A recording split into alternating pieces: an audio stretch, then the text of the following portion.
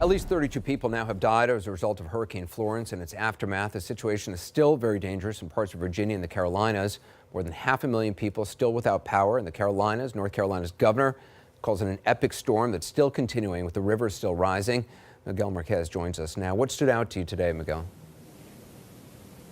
Yeah, it is only going to get more dangerous. We flew over the area south of Raleigh today and the expanse of it. I was about a mile west of where we flew over today, a little town called Wallace, North Carolina. Today we were about a mile and a half east of there.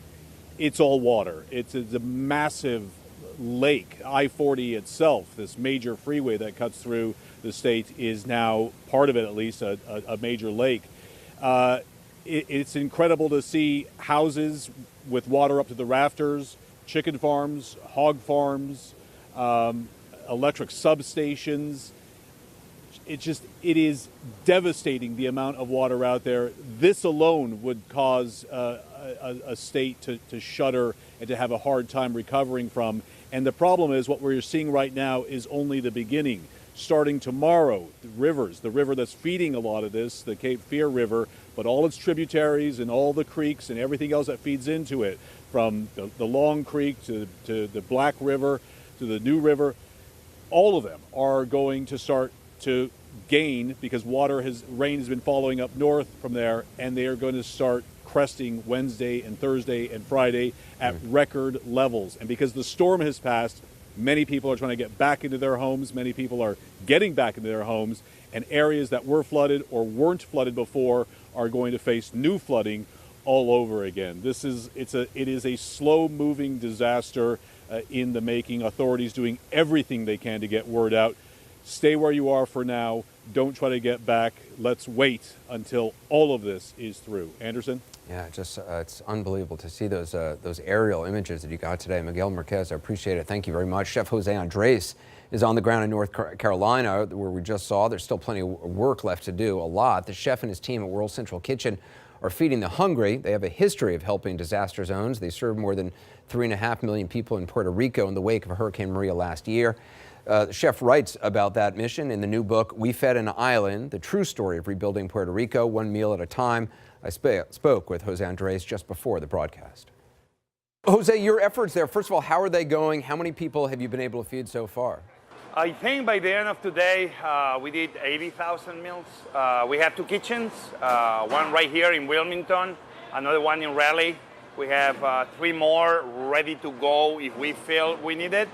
But you know, in Wilmington, we've been able to feed different counties, more than 20 shelters in the area.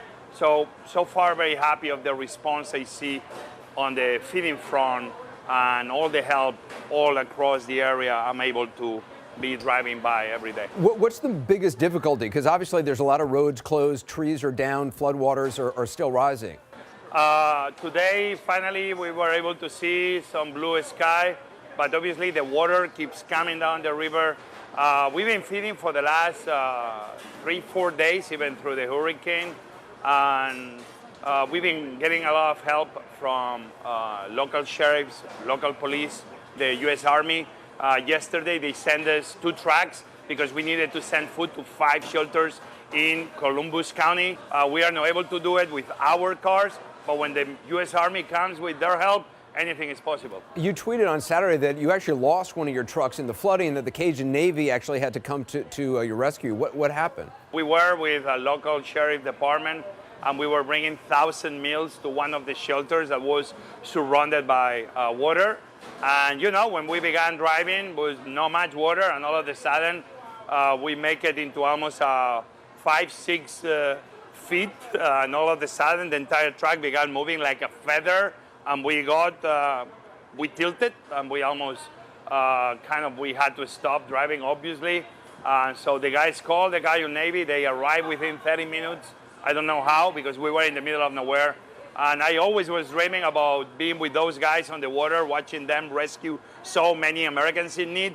I never imagined I will be rescued by the Cajun Navy. So those guys are really amazing. Just lastly, I want to get your thoughts on Puerto Rico for a moment. I know it's never far out of your thoughts. You've done so much work there.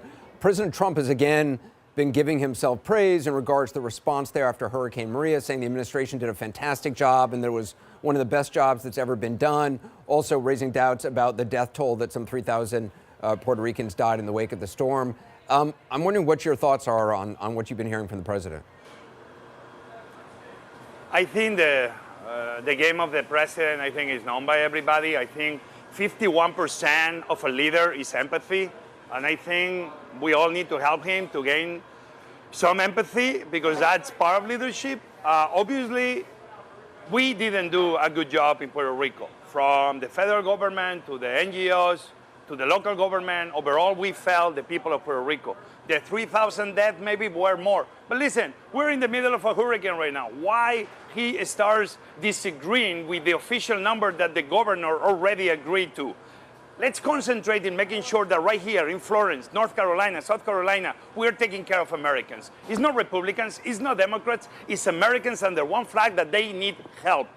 That's what should be happening from our president. What I see in North Carolina is a different game, a total different game than what I saw in Puerto Rico. Here, the governor of North Carolina is doing an amazing job. The U.S. Army, the military, FEMA, the big NGOs, Red Cross, Salvation Army, everybody is in place. Wilmington Police, that's what should be. That's what America is all about.